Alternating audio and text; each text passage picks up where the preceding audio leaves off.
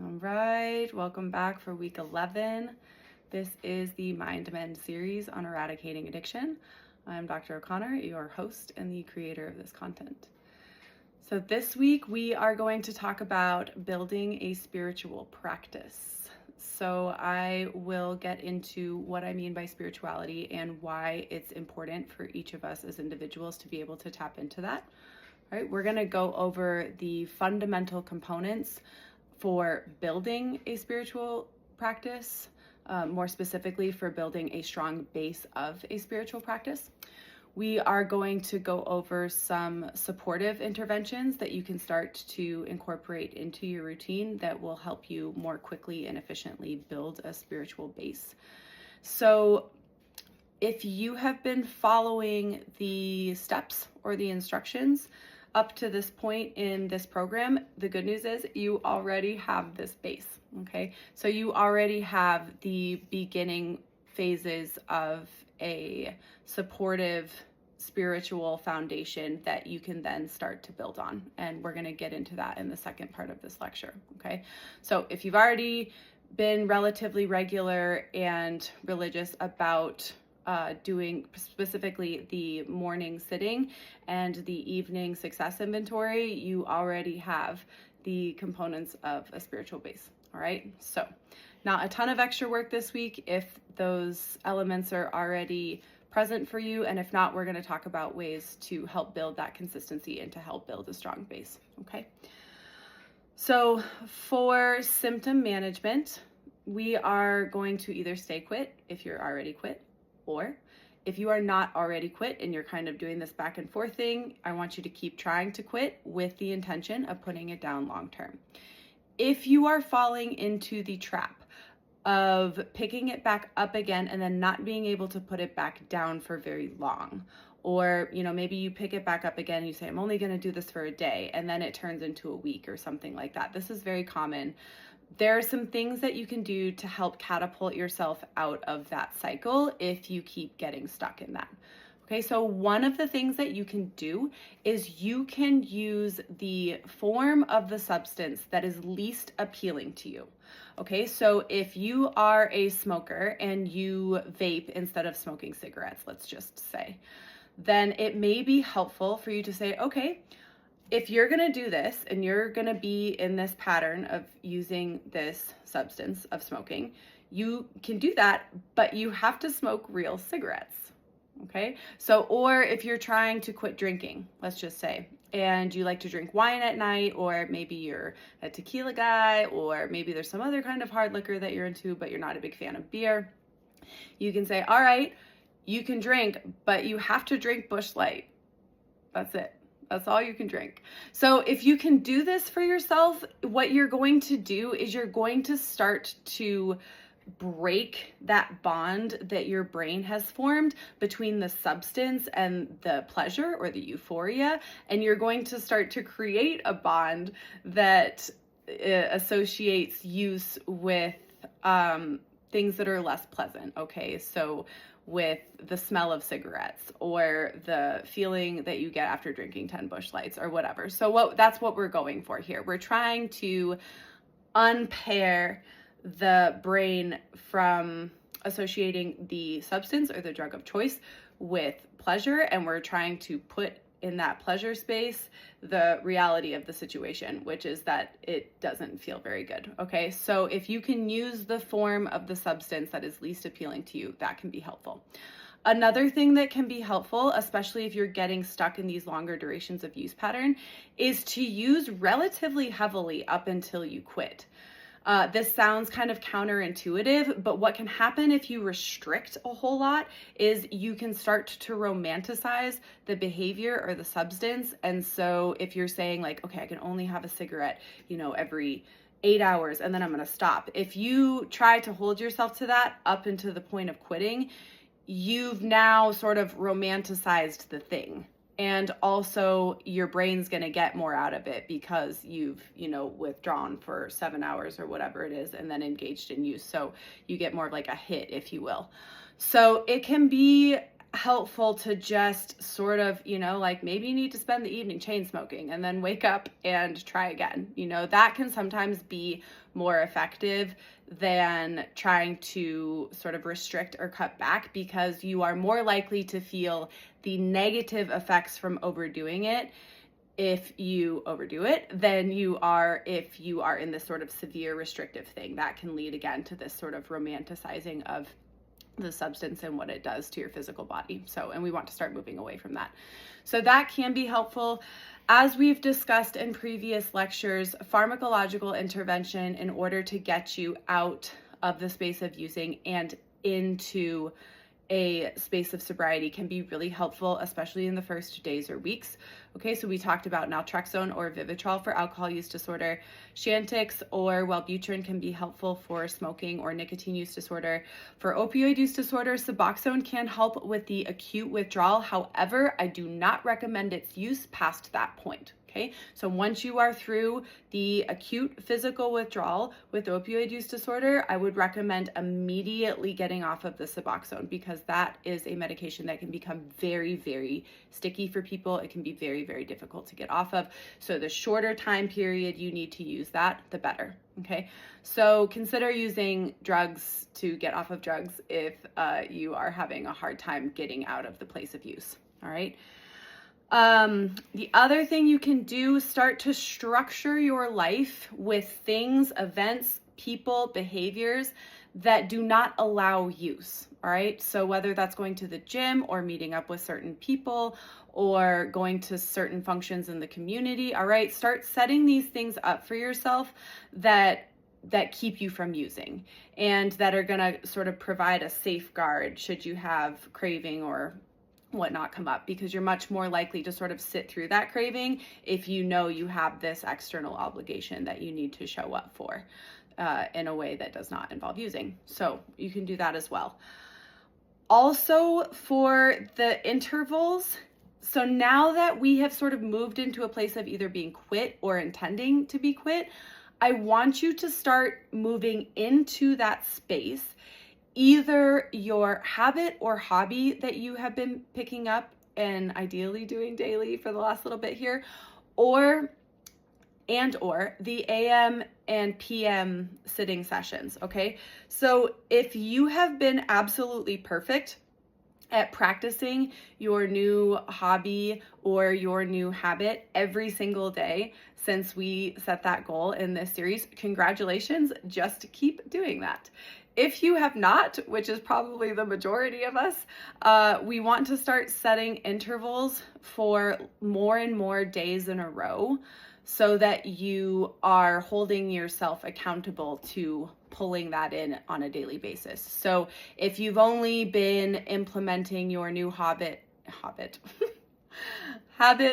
or hobby for say 2 to 3 days a week, and so it's kind of spotty, it's in and out, you maybe want to set a goal for yourself, say for 5 days in a row of implementation of your new habit or hobby. Okay, so start setting interval durations for participating in that, or start setting intervals of days for yourself in order to make sure that you are sitting in the morning and reflecting in the evening every single day. Okay, ideally you are setting intervals for both of those things. If you're not doing one or both of those things every single day, try to start setting intervals of however many days in a row makes sense for you so that you start doing that every day. All right, so then eventually you get to a point, this isn't different than what we just did with quitting this. So eventually you get to a point where you say, I'm going to go as many days in a row as I can, and you just watch how many days that is. And eventually you do this enough times over and over again, you're going to get to a point where it's just absolutely baked into every day of your existence. Okay, so you can see how we just did this with quitting something. So we just did this with moving out something that we don't want anymore. So now we're going to start moving into that space, something that we want. And this is a really important component, okay? Because you quit something, you move it out, you have this big empty space. We need to make sure we're bringing in something to replace that. So set the intervals for the new not Hobbit, habit or hobby, and or for the morning and evening reflection sessions, okay, so that you're starting to do those as many days in a row as possible. All right, maybe start with 3 or 4 days, do that until you've got it solid, set it for longer, keep going longer. Before you know it, it's going to become deeply ingrained and an automatic part of your everyday existence, okay? For the second part of symptom management this week, we are going to continue sitting in the morning. I want you to be sitting for at least 15 minutes. Just a reminder, no phones, no sound, no screens, ideally no light, okay? I want you to be completely isolated in silence and stillness, and I want you to be consciously bringing in the experience of contented sobriety, okay? So the experience of not needing the behavior or substance, not craving the behavior or substance. So just really bringing in that experiential understanding and holding it, meditating on it, so that you can sort of contain it, if you will, in your physical vessel and use it throughout the day. We are going to use this time in the morning for this specific purpose until you inhabit contented sobriety 100% of the time. Okay, and in just a little while here, we'll talk about what to do with that time once you reach that space with all of your substance and behavioral addictions. Okay, but for now, as long as we are in the phase of things where we're working on eradicating these various addictions, we are going to use that time to bring in that feeling or experience of contented sobriety. Okay, so at least 15 minutes every morning, all right? For number 3, we are going to continue to perform our success inventory at night. What I would like you to do is start to look at this as evening contemplation, all right? Ideally, you're spending at least 15 to 20 minutes on this every single evening. You can do it right before you go to bed. You can do it anytime after you are done with your obligations for the day. It doesn't much matter. But what you're gonna want to do is use this time to examine and ideally write down what things you would like to go differently. Okay, so whether that's an internal reaction to something or someone, or maybe it's an external reaction to something or someone, maybe you lost your temper or something like that, write down what you would like to see change in terms of the way that you composed yourself or handled yourself throughout the day, okay? So you're gonna take a little time in the evening to reflect on these things, write them down, and then start to think about or create ways that you could see those situations going differently, or maybe how you would show up to them if you had an opportunity to do it again. All right, so we're gonna really spend this evening time in active contemplation of the areas where we are not showing up in the ways that we would like to be, okay? Also take a moment at the end of this to thank yourself for showing up well in the ways that you were able to show up well, and always recommit to this process for the following day. All right, and then for number 4, we are going to continue to implement the new habit or hobby of interest every single day, ideally at least 15 to 20 minutes here. And then for the last part, I want you to continue listening to or reading some external material that is supportive of your healing or recovery for anywhere from 10 to 30 minutes a day, okay? So you can see these things starting to build up. And so what we've done here, or what we are doing here, is we are in fact building the foundations of a spiritual practice by doing these things every single day. So with that, we are going to get into the wound healing. So what I'm referring to when I talk about spirituality, okay, there is an innate intelligence. There is an innate order of things in the material universe. And if you look at this, science is supportive of this, right? So I'm not getting too woo here. If you look at, say, the periodic table of elements, okay, what you will see is a list of elements and their structure, the way they are composed in terms of their compositions of protons, neutrons, and electrons. So you are going to see these elements, and really what they are is they are different arrangements of atomic material, okay? So what we're talking about here is the ability to plug into the innate intelligence of the material universe that supports and derives the structure of all existence, okay? The structure of all that is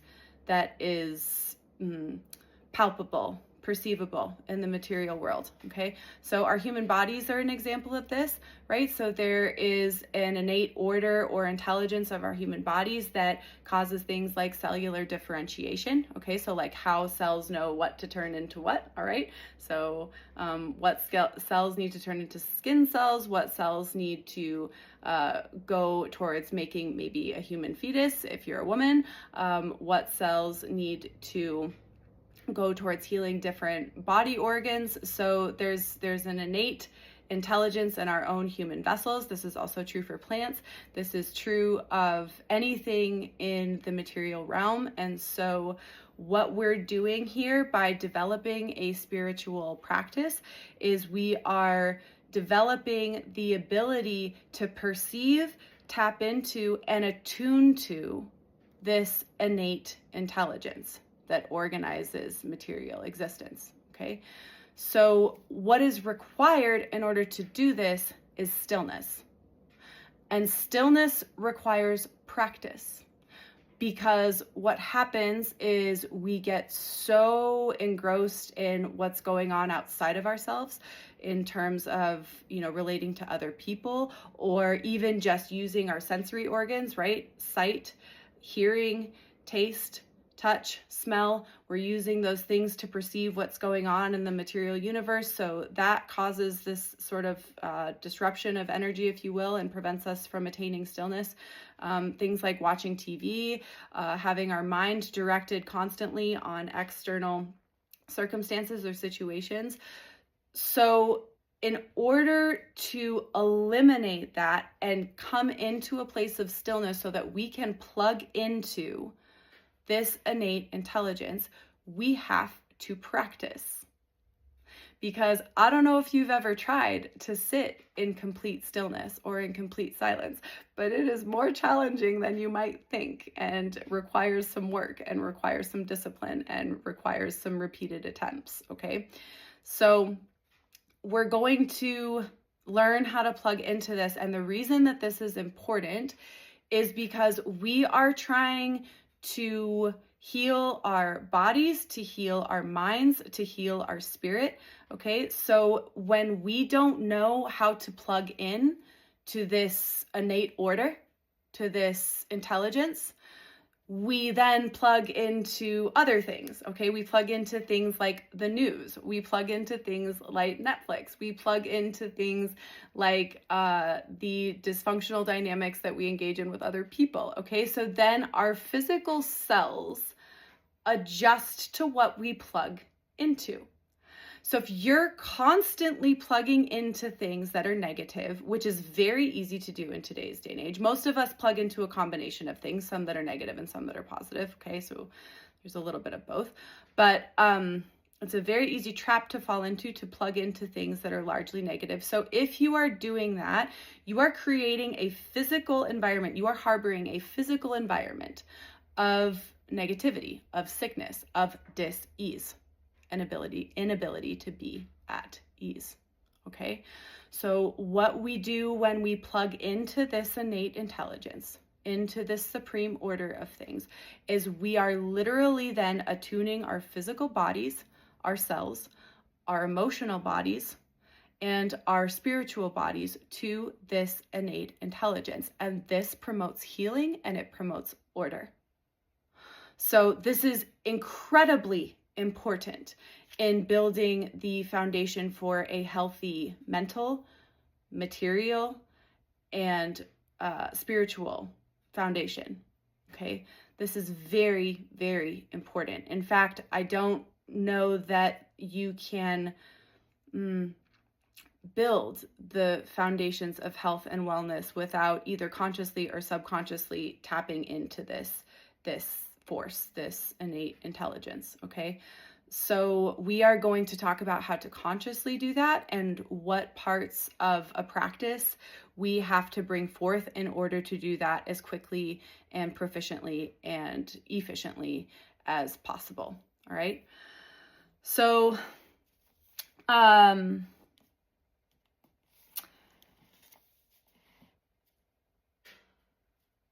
there are reasons that we don't learn how to do this, okay? So what I'm talking about here in terms of the ability to connect in this way to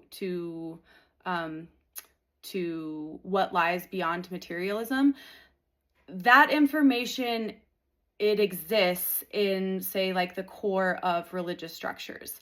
However, because of the way religion is structured and because of some of the ways that it has been sort of contaminated, if you will, over the last few centuries here, we have lost this skill in that realm, if you will. It's not to say that it doesn't exist at all, but in terms of what you find in sort of these mainstream, larger religious groups, it's going to be very, very difficult to plug into this through religion because of the ways that it has been, tainted by control energies and manipulation and very human forces, if you will. Okay.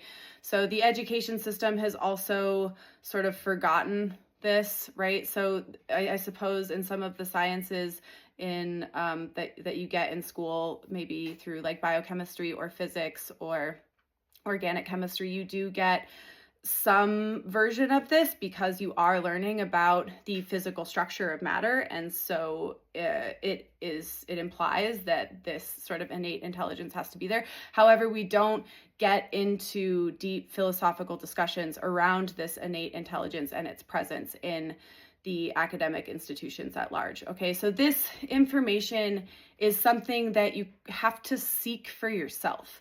It's not something I would say that is readily available in mainstream material that we are fed for ingestion. So it is important to understand that you are going to have to sort of look for the methods that are going to work for you, instead of relying on, external forces or different religious institutions or whatever to sort of feed you the information that you need to tap into this. Okay, so you're going to have to be plugged into your intuition and be listening to what exactly is going to work for you in terms of how to plug into this innate intelligence. If you are asking yourself this, you will get your answer. So as you progress through this process of building a spiritual practice, just know that you are going to have to some extent find your own way. However, if you are able to incorporate these fundamental components that we're going to talk about, you almost cannot fail. Okay, so you'll find what you need and what you're looking for spiritually if you can incorporate these things. So this is going to help with our wound healing because of the reasons that we just talked about, right? So by plugging into this, we are developing the ability to attune our minds, bodies, and spirit into this innate intelligence, bringing order. This is exactly what we need in order to heal these wounds that cause behaviors like addictions, okay, like compulsive behaviors, like emotional outbursts. Okay, so this is directly related to our ability to heal from the wound itself and then the subsequent behavioral patterns that form around this. All right. So what are the essential components of building a spiritual practice? So I have found that there are 5 of them. All right. So the first one is consistency. So what you do in your spiritual practice, you want to make sure that you are doing it every single day to the best of your ability.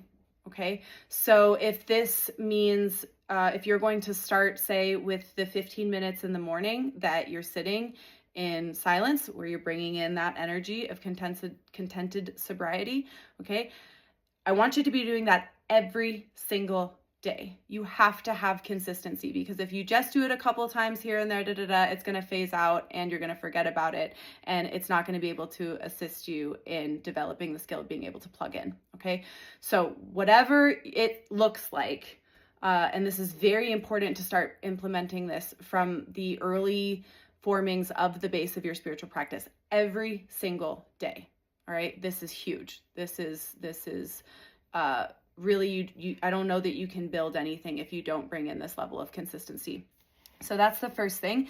The second thing is you need to meet yourself where you are and be realistic about what you're going to be able to incorporate. Okay, so for example, if you haven't gone on a run in 10 years and you decide you're going to run a marathon the next day, that's probably not going to go very well. Okay, so if you have never really been into meditation, never have developed a practice of sitting or practicing stillness for long periods of time, maybe don't start out with like, I'm going to do this for 60 to 90 minutes every day. Okay, so meet yourself where you are, be realistic about it. 10 to 15 minutes a day, ideally 15 if you've already been implementing the steps that we've been discussing, is a perfectly fine place to start, and you can easily build off that. But be realistic about what you are going to be able to show up for and what you are going to be able to commit to. And this is true for both your spiritual practice itself and then also the supportive practices that we're gonna bring in order to help form this, okay? So be realistic, meet yourself where you are. Don't push yourself to a point or sign up for something that you're most likely going to fail at, because then you're going to discourage yourself from doing this entirely. All right. So it's important to be real about that with yourself. The third thing, there has to be some percentage of your spiritual practice that is dedicated to interiorization. And what I mean by that is basically sitting in stillness and watching what is going on inside of you, inside of your physical body, in terms of your sensations, in terms of your mental activity, what is going on in your brain, in terms of your emotions, what is coming up. Okay, so this is eventually, this interiorization, this is what we are going to replace the morning time with that we're currently using for cultivating contented sobriety. Okay, so once you are in contented sobriety, once you have eradicated the need to engage in compulsive substance use or behaviors, we are going to start using this time for interiorization and somatic awareness, meaning cultivating awareness of how you feel physically, emotionally, and mentally, which again, we started doing at the beginning of this program. Okay, so once you are sober, if you will, and you've kind of moved into the next realm of things, we're going to start using that 15 minutes every morning that you're sitting in calm, and you are going to sit and you are going to observe what sensations you feel in your physical body, what they feel like. Do they prevent you from being still? What would you need to do in terms of repositioning in order to alleviate them? Okay, things like this. You're also going to look at what kind of thoughts you're engaging in. So the actual thought content, what tapes are playing in your brain. You're going to bring awareness into that. And you're going to bring awareness into any emotions that you feel coming up during these sit sessions. So like I said, 15 minutes is a perfectly reasonable place to start for this. All right. Ideally, as you get out of active addiction and get into more of a spiritual foundation for things, and the goal starts to shift to spirituality instead of sobriety, ideally you're pushing that time out little by little. Okay, so maybe you can increase the time that you're sitting in increments of 2 to 5 minutes, a month or a week or something, depending on what's realistic for you. So you are going to need, though, certainly for at least a percentage of your spiritual base, of your spiritual foundation, to be focused on interiorization. Okay, so nothing feeding the senses, nothing feeding your sight, nothing feeding your ears, nothing feeding taste, smell, touch. Okay, we're cutting off from all of that, and we're just going inside to observe what's going on in there. Okay, that's what I mean by interiorization. The fourth thing is posture. as you are sitting, you have to have a straight spine. Okay, because what happens if you don't have a straight spine is we have these energy centers that go up the spine. And if you are not sitting up straight and you do not have a straight spine, you're going to cause kinks. This is going to cause pain. This is going to make stillness absolutely impossible. So we need to start moving towards a place where sitting with a straight spine is attainable. So at first, that will most likely look like something that is supporting your back. So maybe you're sitting on the floor against a pillow or something. You can sit in a chair. That's fine with a backrest, but however you're sitting, your spine needs to be straight. Okay, so you need to have alignment here because this is the only way that you're going to reach the point of stillness that you need to reach in order to plug into this. All right, so choose a position when you're sitting in the morning that cultivates this, that cultivates the straight spine. Okay, if you have some sort of physical injury and this is absolutely impossible for you to do, then and only then can you perform this laying down. If you are able-bodied to sit up, you need to be sitting up. Okay, this again can include support structures at first, whatever, but we need to be moving towards a straight spine while we're sitting in this place of interiorization. Okay, so that has to be there. The fifth and last component that needs to be there is you need to at some point choose a spiritual path / spiritual leader, so that you can follow the specific instructions laid out by that either religious group or leader or organization, what have you. And there is a reason for this. So if you're trying to make chocolate chip cookies and you're using 20 different recipes to try to make chocolate chip cookies, you're probably going to be really overwhelmed and you're probably going to confuse yourself and your cookies are probably not going to turn out very good. Okay.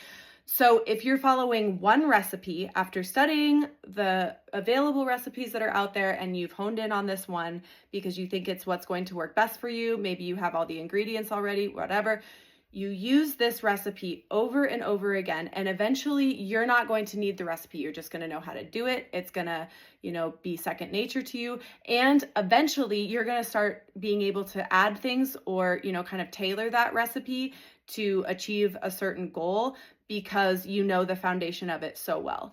And the same thing is true with building a spiritual practice. Okay, there are so many options out there in terms of paths, in terms of gurus or leaders, in terms of teachings. So I highly, highly, highly recommend doing your homework on this and picking one that works for you.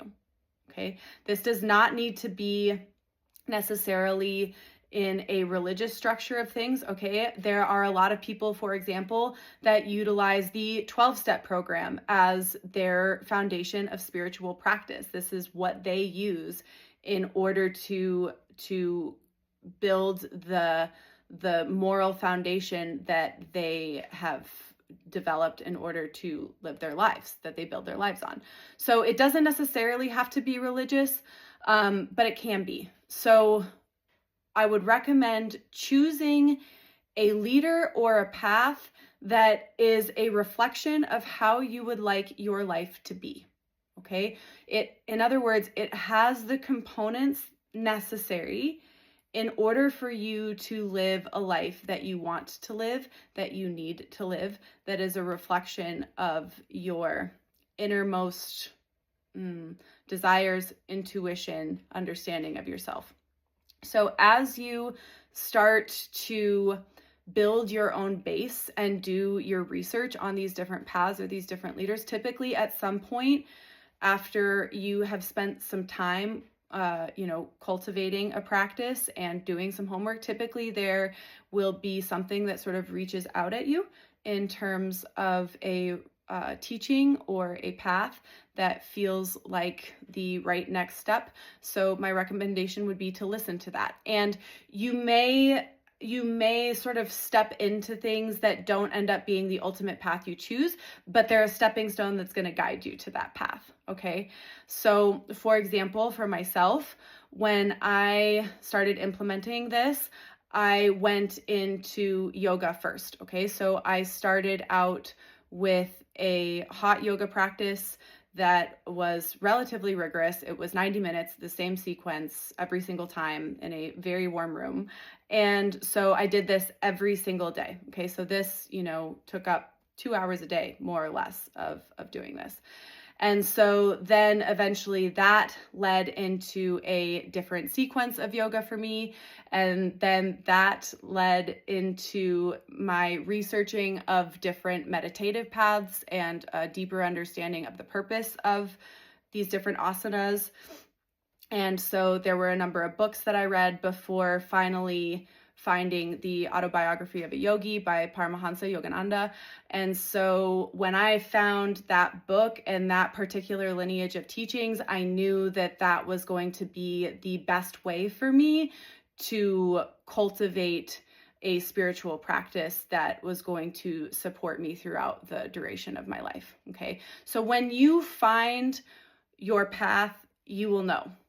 You will know because it will feel right and everything will align and it will almost sort of come out and grab you, if you will. So be patient with this. This took a few years for it to fully develop, from start to finish.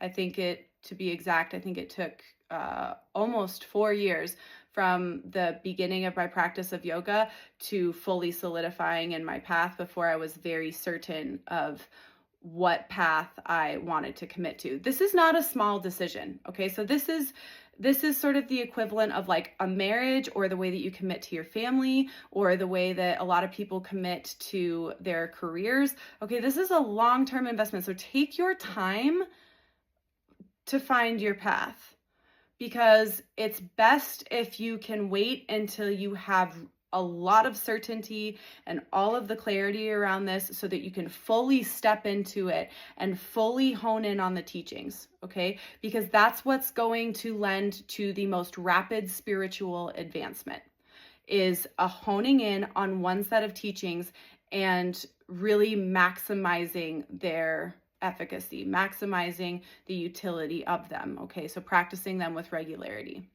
So as you move forward in this, be mindful of the understanding that eventually it will probably be a good idea to hone in on one set of teachings, one set of practices, and start to pull those into the spiritual foundation that you are building now.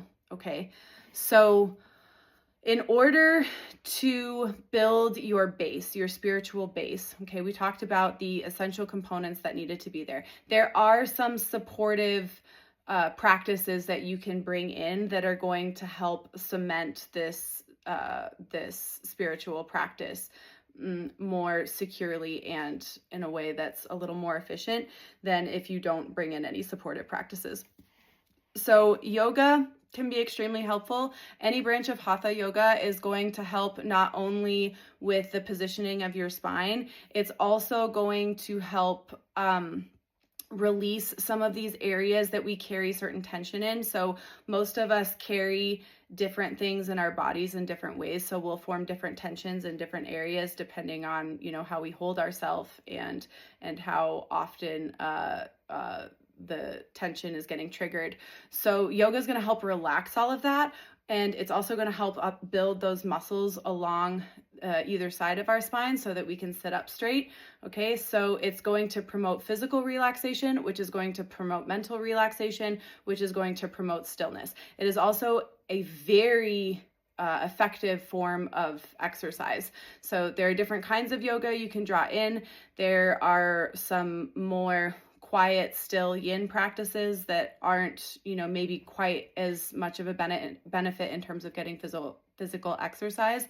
But if you're someone that needs to use it to relax more than you need to use it to work out, these practices can maybe be a little bit better. There are also some very fiery practices that will absolutely get your heart rate up. It will also teach you to control your breath when you are in the midst of some of these higher paced practices, which is extremely useful.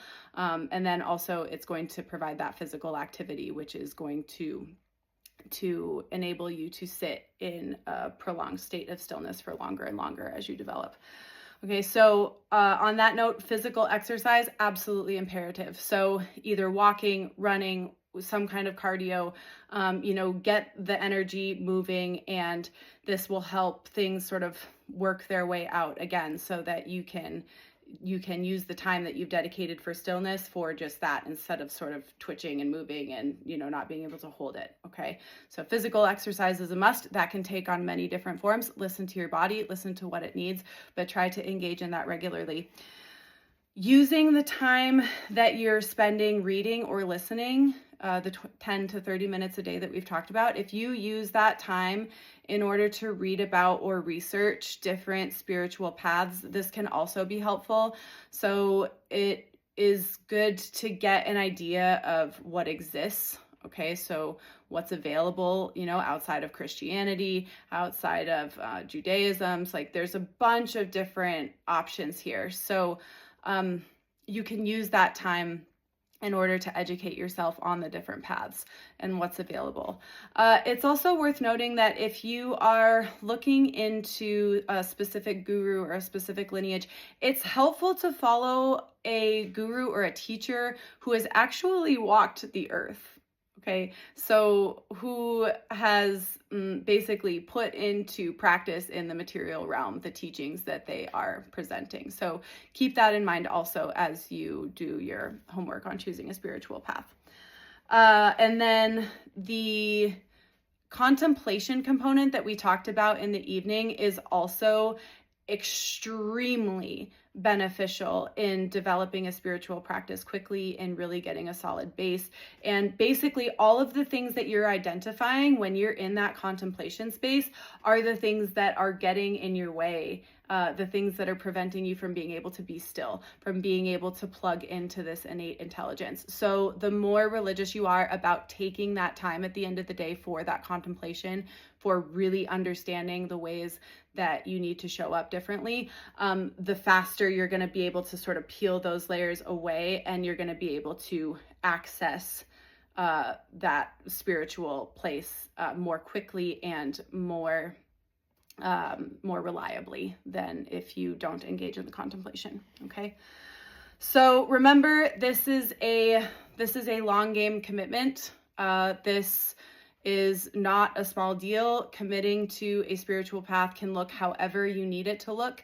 It can be whatever you need it to be, but it does need to be something that is solid and that has a palpable path that you can follow. So certain principles that are clear that you can start to align your life to. Okay, so whatever you choose, make sure that it's something that feels right for you. Make sure that it's something that feels in alignment for you, and make sure that it feels like something that you want to commit to for the rest of your life. Okay, so this is a really important component of human development, and it is, I think, the most efficient way to be able to tap into and attune to the innate intelligence that we've been talking about. All right. So this is going to take time, but the more consistent you can be and the more willing you are to every single day engage in these components that are going to build you a base, the sturdier your base is, the more you're going to be able to layer on top of that, and the faster you're going to be able to layer on top of that. Okay. It is helpful to let the base and whatever layers you stack on top sink in before you start to pile on too much. So for example, it's a good idea to implement a part of your practice for 60 consecutive days before trying to add something else. Okay, so a reasonable place to start would be, all right, I'm going to stick to the 15 minutes in the morning where I am bringing in the contented sobriety, or, once you move past that, you're going into the interiorization. Either way, I'm going to take that 15 minutes every single morning for 60 days before I add in something else. That will give that particular component time to set in before you start stacking something on top of it. Because if you try to do too much too soon, or you do this stacking thing and the foundation is not well set in, it's all going to crumble. Okay, so don't go too fast. And again, just bring in things that you can show up for regularly. And then once you have the foundation built here and you have found your spiritual path and you're able to pull that in and start layering that on top of your base, you should be able to plug into this innate intelligence or supreme order with relative ease and relatively quickly. So be patient in the early phases of this. It does get faster and easier the more you commit to this and the more that you show up for it. Okay, so in the outline of this lecture at the end, I am going to list some of the resources that were really helpful for me as I was finding my way and that were absolutely imperative in the stages leading up to me discovering my own spiritual path. Okay, so these may or may not resonate with you, but they could be places to start, particularly if yoga is something that speaks to you. So I hope that this list is helpful. And as always, take more time if you need with this week's content. And if not, we'll see you in a week for week 12. Thank you.